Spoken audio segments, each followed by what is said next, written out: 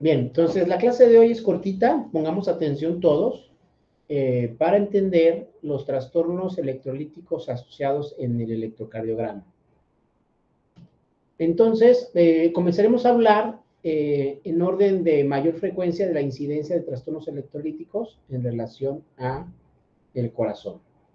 Y primero tenemos que tener en mente o recordar que las características de la membrana para mantener una proporción en relación a los niveles de electrolitos intra y extracelulares dependerá de qué? De uno, de la permeabilidad selectiva de nuestra membrana, de diferencias en las concentraciones electrolíticas intra y extracelulares, es decir, fuerzas bioquímicas, y de fuerzas electroestáticas, que son de atracción y repulsión en relación a las cargas de cada uno de ellos. Cargas positivas se repelen, cargas diferentes se atraen. Entonces, esta permeabilidad selectiva, estas características de nuestra membrana nos va a dar la proporción intra y extracelular de los niveles de electrolitos. Y tenemos que recordar esto, nuestro potencial de acción, y cómo durante el potencial de acción de las diferentes fases que vemos en la pantalla, vamos a tener la participación de los electrolitos en diferentes fases. Por ejemplo, vemos como en la fase 0 lo que va a predominar, ¿qué es? Es el sodio. En la fase 1 es donde empieza a entrar en funcionamiento lo que es el potasio, lo que nos da esta espiga de repolarización temprana. Y después en la fase 2, en la fase de meseta, principalmente estará entrando en funcionamiento lo que es el calcio, que nos va a dar este intervalo de meseta. Después comenzará en la fase 3 a funcionar e interactuar el potasio, lo que nos va a dar la repolarización rápida. Y en la fase 4 es donde ya tenemos un equilibrio en los niveles de carga, tanto interna como externa, de positividad y negatividad, pero que hay un desbalance todavía en la proporción de los electrolitos intra y extracelulares, y que es donde entra en funcionamiento lo que son las bombas de sodio, potasio, TPasa, y el intercambiador de sodio y calcio, en el cual va a permitir que otra vez las proporciones de electrolitos intra y extra se hagan de manera adecuada. Entonces, dependiendo de la fase en la cual interactúe nuestro electrolito, serán los cambios que nosotros observaremos en nuestro electrocardiograma. Por eso es importante tener en mente nuestro potencial de acción y cómo interactúa en cada una de las fases los diferentes electrolitos, para saber qué es lo que yo voy a esperar encontrar en mi electrocardiograma como trastorno de alguno de estos electrolitos. Recordar los valores normales del sodio de 135 a 145, del potasio de 3.5 a 5, el magnesio de 1.8 a 2.4 y el calcio de 8.5 a 10.5. Entonces, teniendo en mente esto, las características de nuestra membrana, del potencial de acción y cómo interactúan los electrolitos en cada una de sus fases, y teniendo en mente los niveles normales en sangre de nuestros pacientes, vamos a comenzar a hablar ahora sí de estos trastornos. Y empezaremos a hablar del que vemos más frecuentemente, que es el potasio, ¿no? Entonces, de la hipercalemia, sabemos que el contenido corporal de potasio en el adulto es aproximadamente de 50 mil equivalentes por kilogramo de peso, y que la gran mayoría de estos se va a encontrar de una manera intracelular, alrededor de 150 mil equivalentes por litro. Entonces, nosotros vamos a considerar hipercalemia cuando el potasio esté por arriba de los 5 mil equivalentes, específicamente arriba de los 5.5. Y algo que es importante es esto, ver cómo va a modificar nuestro potencial de acción, que ya repasamos hace un momento, que es el que vemos ahí en color azul, y cómo se modifica con este trastorno electrolítico. Veamos cómo el potencial de reposo se hace menos negativo, de estar de menos 90 se hace menos negativo, y que este va a incrementarse hasta un punto en que pueda ser no excitable en relación a la elevación del potasio. Entonces, vamos a tener un aumento de la permeabilidad del potasio, y lo que va a generar una repolarización más rápida, como podemos ver en la imagen amarilla, cómo se hace más rápida esta repolarización, y esta va a ser principalmente a expensas de la fase 3, en la cual va a ser una repolarización muy rápida por este exceso de potasio.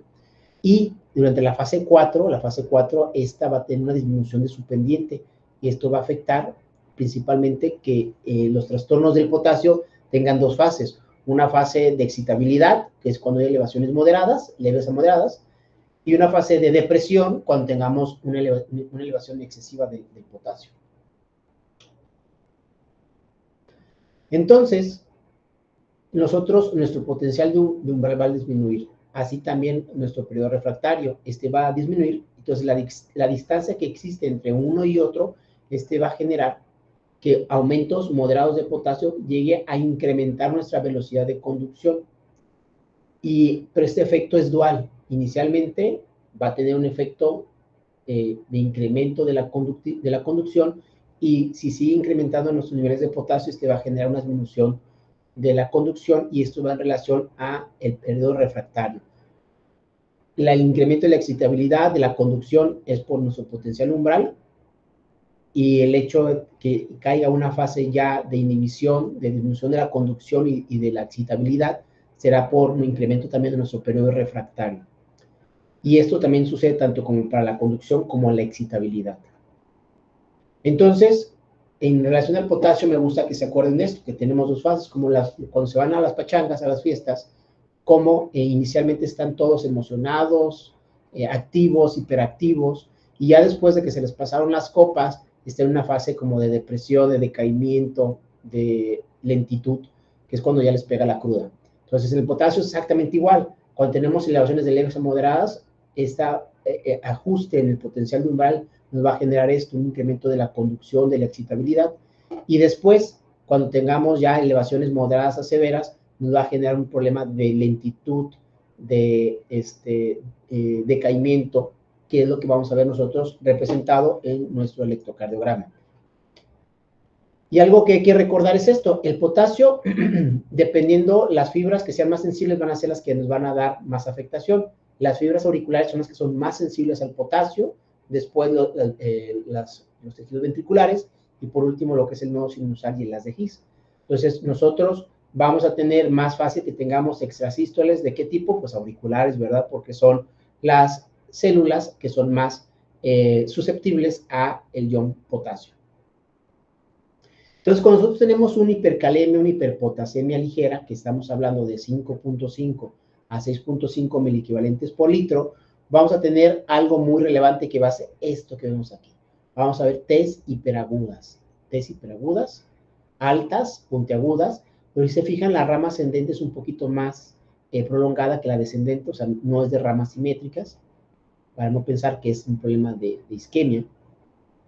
Y también podemos encontrar un poco de intervalo, un intervalo QT corto, pero lo más común en hipercalemias ligeras, leves, será nuestras Ts hiperagudas, como vemos aquí en B3 y en B4, francamente se ven hiperagudas de ramas asimétricas. También lo podemos ver aquí en D1, principalmente. Cuando incrementa el problema y de leve se hace algo moderado, es decir, de 6.5 a 8 miliequivalentes, aquí lo que dijimos, ya pasamos la fase de excitabilidad, de emoción. Acuérdense, cuando están tomando y están muy motivados, ya llegamos a una fase en la que ya tenemos una fase de decaimiento, ¿no? Ya estamos hacia abajo, ya nos está pegando la cruda, en el cual vamos a observar que, vean su onda P, la onda P está planita, se ve plana, inclusive en algunos casi no se ve. Fíjense cómo en B2 casi no la vemos, en B4 apenas se ve aquí poquito, en B5 igual, B6 prácticamente ni la vemos. Entonces, ondas P planas. Vean cómo está el intervalo PR, el PR está prolongado, o sea, lento, todo lento. Vean cómo está nuestro QRS, el QRS está ensanchado, ¿verdad? Y las ondas T pueden estar hiperagudas, todavía se alcanzan un poquito hiperagudas en B3 y B5, pero ya no es lo más común eso de T hiperagudas principalmente es en hiperpotasemias leves. Entonces aquí estamos en una fase de decaimiento. Y esta fase de decaimiento va a ir empeorando conforme más elevados estén los niveles de potasio. Si se fijan, ya cuando estamos por arriba de 8 miliequivalentes, es decir, es una hiperpotasemia severa, aquí vamos a tener ya un QRS muy ensanchado. Fíjense cómo ya no vemos ondas P, ya no hay ondas P antes de nuestros QRS.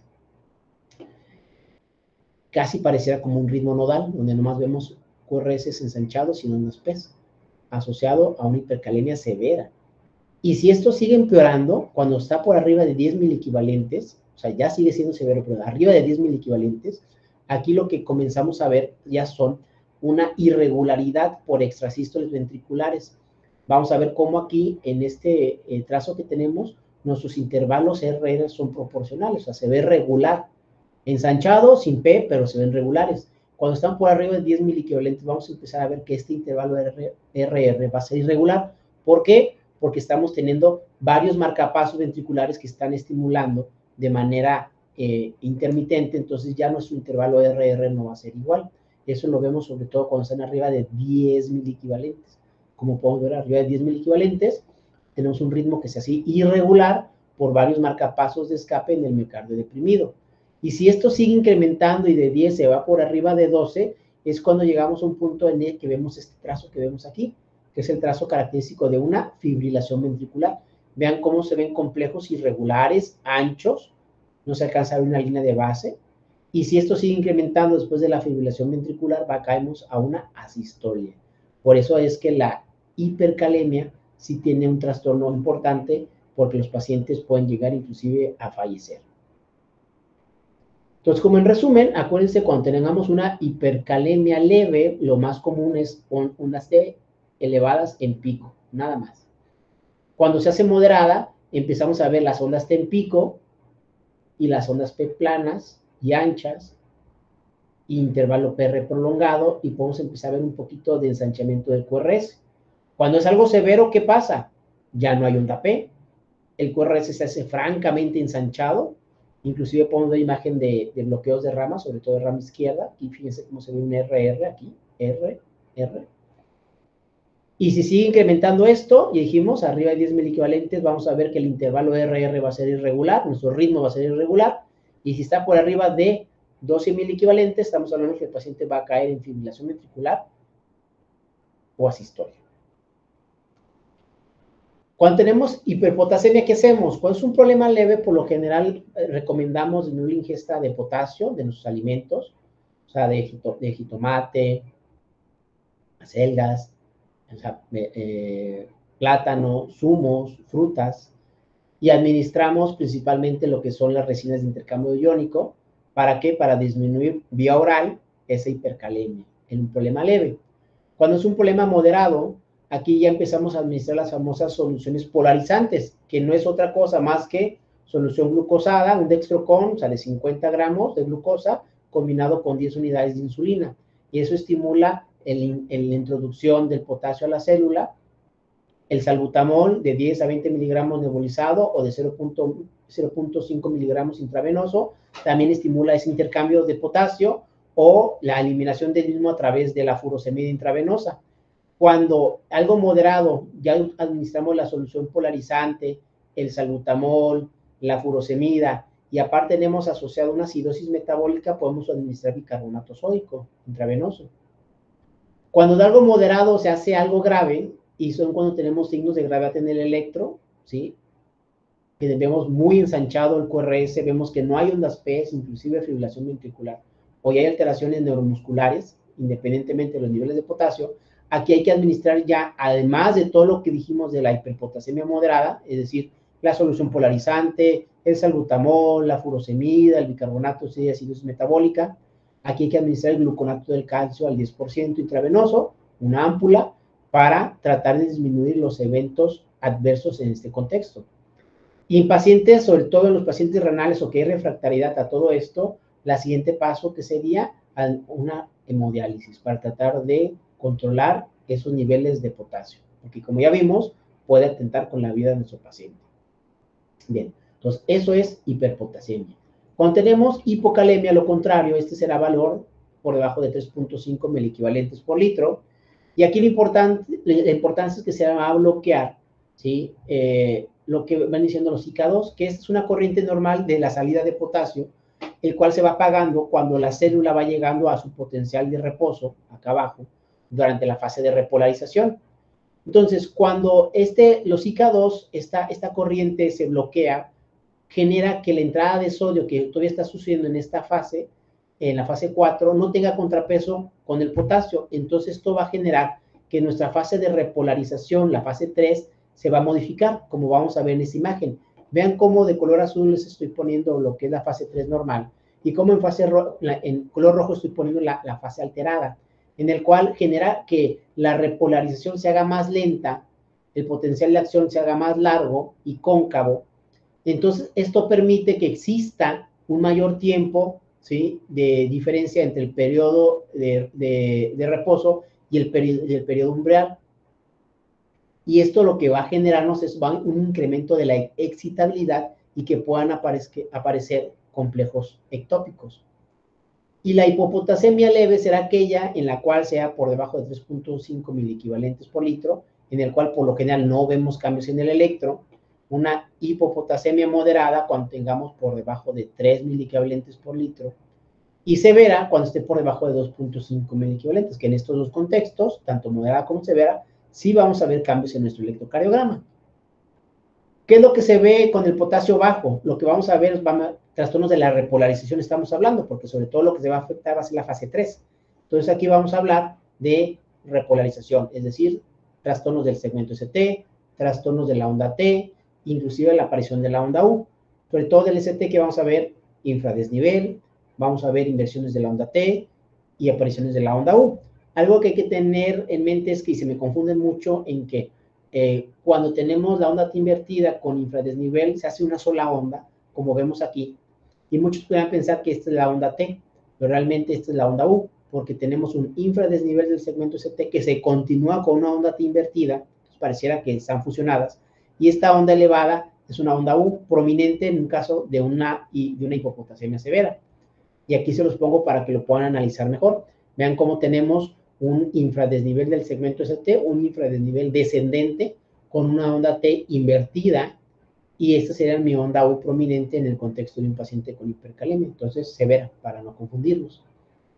Entonces, cuando tenemos hipocalemia, hipopotasemia, estamos hablando de, cuando es algo leve, dijimos que por lo general no veremos muchos cambios. Cuando hay un problema moderado, ¿qué empezaremos a observar? Ondas T planas, un poquito de infradesnivel del segmento ST y la onda U. Cuando esto se hace severo, se hace intenso el problema, vamos a empezar a observar nosotros un mayor infradesnivel del segmento ST con una onda T invertida, como vemos aquí, y una onda U muy pronunciada que nos podría confundir en paciente que no tiene esto en la mente, con una onda T nada más y sea una onda U. Entonces está el contexto de un paciente con hipopotasemia, ¿sí?, intensa, severa, por debajo de 2.5. ¿Qué hacemos en este contexto de pacientes? Bueno, cuando es un problema ligero podemos administrar lo que es cloruro de potasio oral, o sea, sal de potasio vía oral para que gradualmente vayan elevando, ¿sí?, modificaciones de la dieta también. Cuando es un problema ya severo, aquí sí es recomendable administrar el cloruro de potasio vía intravenosa. Cuidado con el cloruro de potasio intravenoso. En general, la tasa de reemplazo no debe exceder los 20 miliequivalentes por hora. Siempre que se administre potasio intravenoso, para reposición hay que hacer una monitorización cardíaca para estar vigilando y que no haya alguna complicación.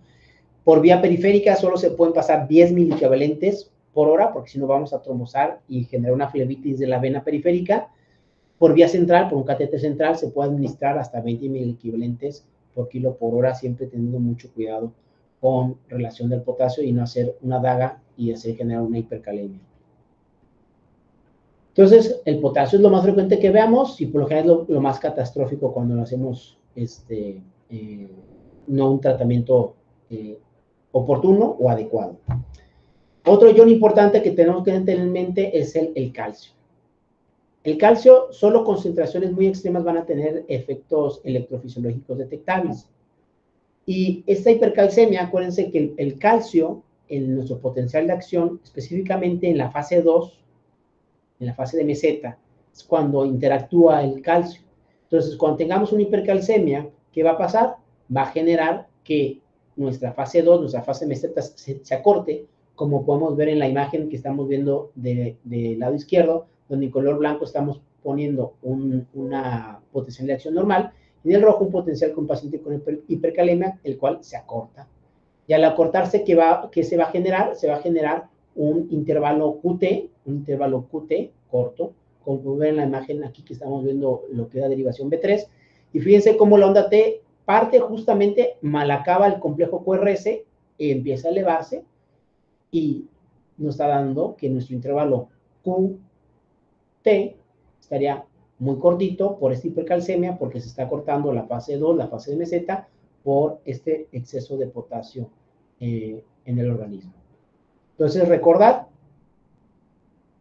que los cambios que se van a generar en hipercalcemia serán un intervalo QT corto, y que podemos observar, dependiendo del grado de severidad, en la rama descendente de nuestra onda R, una onda que se llama onda J, que es esta muesquita que estamos viendo aquí, la onda J, o también conocida como la onda Osborn, en el cual puede ser algo tan simple y tan sencillo como esta imagen que vemos aquí, esta muesca aquí, o puede ser algo tan importante como esta imagen que vemos acá, también en el cual tenemos una muesca muy marcada en relación al grado de severidad de la hipercalemia, que es la famosa onda, ¿sí?, Osborn.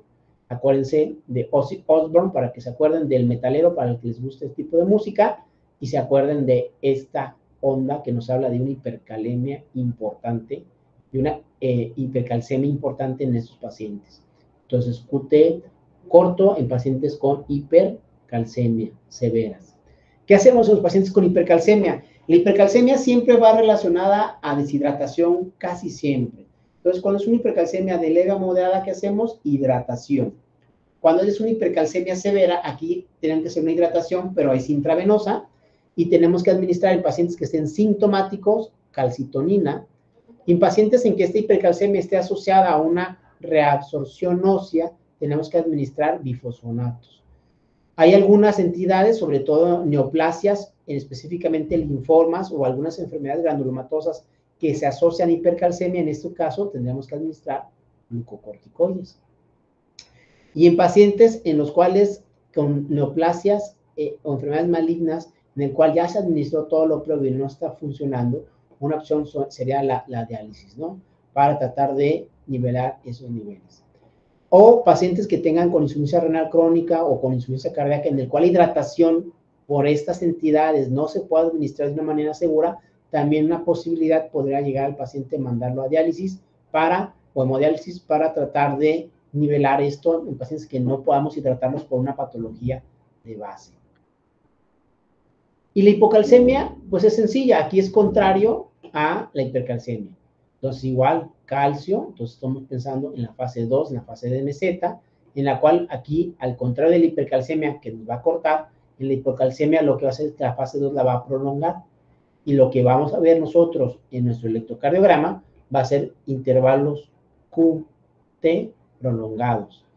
Como podemos ver en este ejemplo que tenemos aquí, en el cual estamos viendo un intervalo QT prolongado, ¿sí?, en el cual puede ser arriba de 500 milisegundos. Por ejemplo, en este caso se corrigió a 518 milisegundos.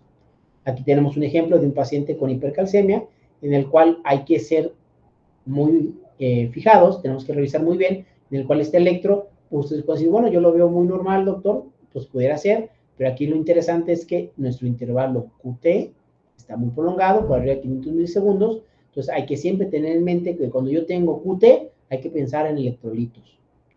Entonces, siempre solicitar sus electrolitos, incluyendo el calcio, para ver si no estamos ante un trastorno de este tipo. Entonces, ¿qué hacemos en estos casos? Con hipocalcemia, bueno, cuando es una hipocalcemia aguda sintomática o con niveles séricos por debajo de 7, estos deben ser tratados con calcio de manera intravenosa. ¿Qué tipo de calcio administramos? Preferiblemente gluconato de calcio. ¿Por qué? Porque el cloruro de calcio, si por algo se extravasa el líquido, va a generar mucha necrosis tisular y mucho daño. Entonces, pues, en este contexto, preferimos administrar gluconato de calcio. ¿Cómo se administra el gluconato de calcio? Bueno, se administra de 100 a 200 miligramos de calcio elemental diluido en 50 o 100 mililitros de solución glucosada al 5%, y se administra de manera lenta y continua entre 10 y 20 minutos. Y como regla, una ámpula de gluconato de calcio, que normalmente viene de 10 mililitros, trae 90 miligramos. Entonces, por lo general, se administran máximo 2 ampulitas de gluconato de calcio diluidas o aforadas en una solución glucosada al 5%, que puede ser de 50 o 100, y se las pasamos para 10 o 20 minutos de manera intravenosa para poder corregir la hipocalcemia, siempre con mediciones posteriores de los niveles del electrolito. Entonces, acuérdense de esta imagen, calcio y electro. ¿Qué va a generar? Nos va a alterar nuestro QT. Hipercalcemia nos acorta la fase de meseta, la fase 2, entonces nos va a producir unos intervalos QT cortitos. La hipocalcemia nos va a retrasar la fase de meseta, la fase 2, y nos va a generar un intervalo QT prolongado. Entonces, cuando yo vea QT, acuérdense alterado, pensar en electrolitos o fármacos también, antiarrítmicos. Pero entonces, si yo tengo un QT alterado, siempre tengo que tener niveles de electrolitos de mi paciente, incluyendo calcio, para ver si no estamos ante este problema y que tenemos que corregirlo. Por lo general, esto nos habla de que hay otra entidad, otra enfermedad de fondo que no estamos viendo, o deshidratación, y que estamos viendo ese efecto a nivel de nuestro electrocardiograma. Y el último electrolito, que es el que vemos menos frecuentemente, pues el magnesio.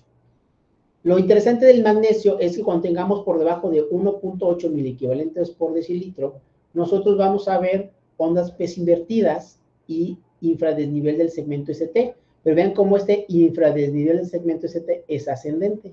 Entonces, esto lo que nosotros vamos a pensar que no es un problema de cardiopatía isquémica, de disquemia, de lesión de nuestro corazoncito, porque es un infradesnivel ascendente. Y acuérdense que platicamos que para que un trastorno del segmento ST sea de origen isquémico, tenemos que hablar de que sea o recto o que fuera descendente. Como en estos casos ascendente, pues no pienso que vaya a ser un problema isquémico.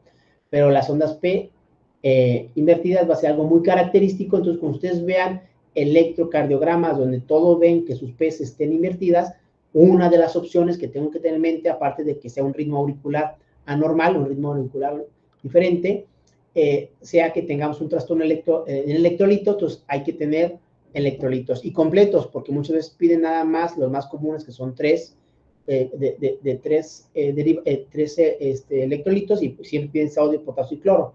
Entonces siempre hay que pedir aparte calcio y magnesio para ver y poder detectarlo. Cuando tenemos lo contrario, por ejemplo, una hipermagnesemia, aquí va a ser diferente. Aquí no nos va a afectar la onda P invertida, lo que sí nos va a generar es un PR prolongado y nos va a generar anomalías en la onda T, y también nos puede dar un QT corto que se pudiera parecer a el que vemos con la hipercalcemia, pero aquí lo característico es que cuando tengamos afectación del magnesio, vamos a tener cambios en el intervalo PR, a diferencia con el calcio, que no se afecta el intervalo PR y nada más nos da el QT corto. Entonces, una manera de diferenciarlo entre la hipercalcemia, que nos puede dar una imagen parecida, y la hipermagnesemia por el QT corto, pero acuérdense que el magnesio nos afecta la onda P y el intervalo PR, y el calcio no, nada más nos va a afectar nuestro intervalo QT. Esto lo vemos en pacientes arriba de 6.000 equivalentes por decilitro. No es tan frecuente, pero sí hay que tener en mente porque podamos ver ahí, tener diagnósticos diferenciales en base a estos trazos electrocardiográficos únicamente. Algo que tenemos que recordar es que los niveles de elevación de los electrolitos va a depender también los hallazgos electrocardiográficos al tiempo de instauración. Cuando tengamos nosotros una elevación muy lenta, muy gradual, por ejemplo, pacientes renales crónicos que es muy progresivo, pero muy lento la elevación, en estos casos los cambios electrocardiográficos van a ser menos llamativos. Podríamos tener a lo mejor una hipercalemia severa, por ejemplo, y tener cambios de leve a moderado. Y eso va en relación al tiempo de instauración. Cuando es muy lento, muy gradual, puede ser que tardemos en ver nosotros nuestros cambios electrocardiográficos clásicos. En cambio, si es una instauración rápida de cualquiera de esos trastornos electrolíticos, nosotros podríamos ver los cambios electrocardiográficos clásicos de una manera más fácil. Entonces, tengan en mente que el nivel son los cambios, pero también el tiempo de instauración va a hacer que sea más fácil o menos fácil que veamos todos los cambios característicos que ya platicamos ahorita en cada uno de ellos.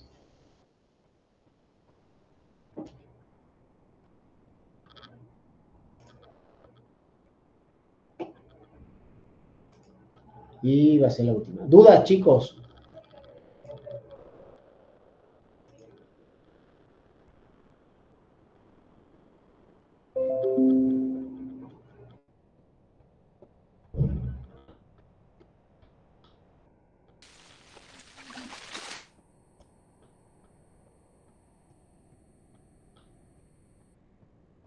Realmente es un tema cortito. Pero sí es importante que se acuerden de cada uno de los cambios que se generan en cada uno de los electrolitos, porque si no, no los van a identificar. Y muchas veces piensan que trae isquemia el paciente o que trae alguna otra situación, pero si no si lo que la mente no lo sabe, los ojos no lo ven. Entonces hay que recordarlo.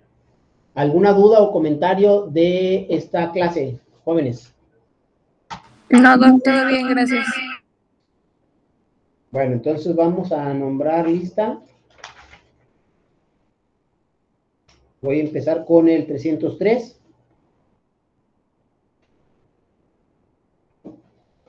Nancy. Presente. Fanny Ávila.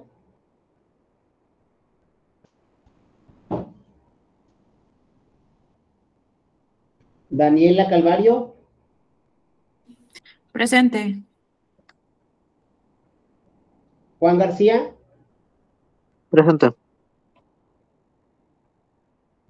Arad Godínez. Presente. Atsiri González. Presente. Jocelyn González. Presente. Eli Herbert. Presente. David Morales. David Morales. Doc, creo que me saltó. ¿A quién salté? López Sánchez. Ah, cierto, Diego. Tienes razón. David Morales. Ah, sí, ya. Sí, ya. Gael Pérez.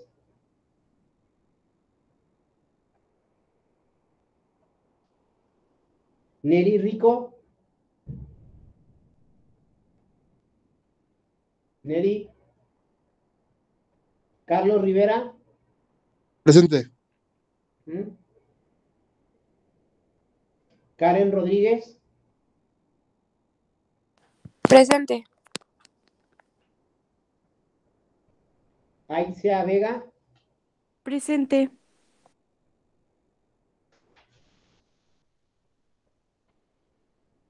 Jesús Aguayo. Presente. Bárbara Nicole. Presente. Carla Cuevas.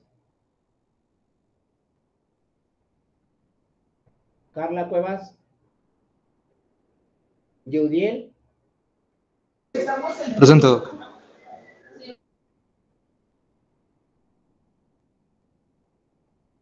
María García. Presente. María Rebeca González. Presente. Wendy.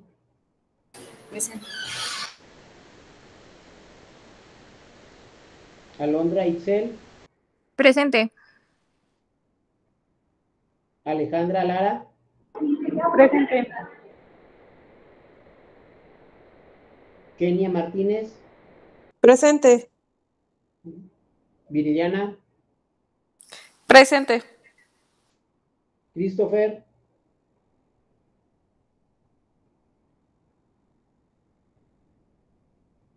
Ana Lisette Quintero. Presente. José Alfredo Sánchez. Presente, Doc. Juan Francisco Serna. Presente, Doc. Valeria Villaseñor. Presente. Y Jorge Zúñiga. Presente. Ok, bien. Entonces, nos vamos a ver el miércoles. Fanny, ¿qué pasó? Disculpe, doctor, ¿sí escuchó cuando contestó? Sí, sí te tengo. Bueno, muchas gracias. El próximo miércoles vamos a empezar a hablar de arritmias, ¿sale? Para que empiecen a leer de arritmias, ¿sí? Probablemente se lo vamos a ver en 2 clases porque es un poquito larguito el tema. El lunes es festivo, ¿verdad? Sí, doc. Ok. Christopher, dime. Sí, Doc, justo cuando iba a nombrar una lista me sacó de la llamada. O sea, justo cuando iba a decir mi nombre. Sí, no estabas. Ok, Gracias. ya está. ¿Y Felipe? Felipe Neri, vi que andabas ahí. Fíjate. Sí, doctor, de igual manera, me sacó de la llamada. De hecho, se me estuvo trabando varias partes de la clase. Gracias. Ok. David, Igual, Doc, es que no se me escuchaba, no sé si sí vio la manita. a ver, a ver. Sí, sí estás. Gracias. Gael Pérez, ¿llegó? No. No, ¿va? Ok. Está bien. Entonces, el miércoles nos vemos. Vamos a empezar a hablar de arritmias. ¿Sale? Bueno, chicos, cuídense, nos vemos. Gracias. Gracias, Doc. Gracias.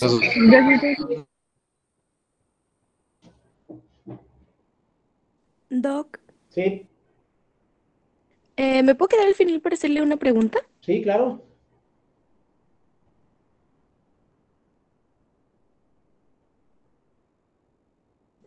Bueno, déjele digo de una vez. Lo que pasa que mi abuelito tuvo desprendimiento de retina y lo operaron hoy, pero la doctora nos dijo que se le desarrolló por un trombo. Ajá. Entonces nos recomendó que lo revisara un cardiólogo y le quería preguntar si usted da consultas en particular. Sí. ¿Qué edad tiene tu abuelito? Hoy, como 68. Ok. Y tuvo desprendimiento de retina. Sí, Ok. ¿Y lo operaron? sí, lo acaban de operar hoy en la mañana. Ah, ok. Sí, ahí habría que ver, a ver, ¿y ya se conoce con algo del corazón? No, es una persona súper sana, por eso hasta raro se nos hizo. Sí. Hay que ver, pues una posibilidad, pues, no forzosamente que sea. Pero sí, si quieres, ¿tienes dónde apuntar? Sí, dígame. Mira, hay que marcar al 33, Ujú, 33, ujú, 0, sí, 1966, ajá, 9. ok. Marquen ahí o manden mensajito de WhatsApp, para pedir una cita. Ahí hay que revisarlo. Probablemente hay que checar bien el electro, escuchar bien su corazón. Y ahí, sobre todo, lo que tenemos que buscarle son arritmias, ¿sí? Sí. Y ver si no hay algo del corazón crecido o algo para que pudiera ser la causa de la formación de algún coágulo que se haya ido hacia la retina, ¿verdad? Entonces, para que hablen y agenden una citita, porque salgo de vacaciones ahora en Santa y Pascua, voy a andar fuera. ¿Sale?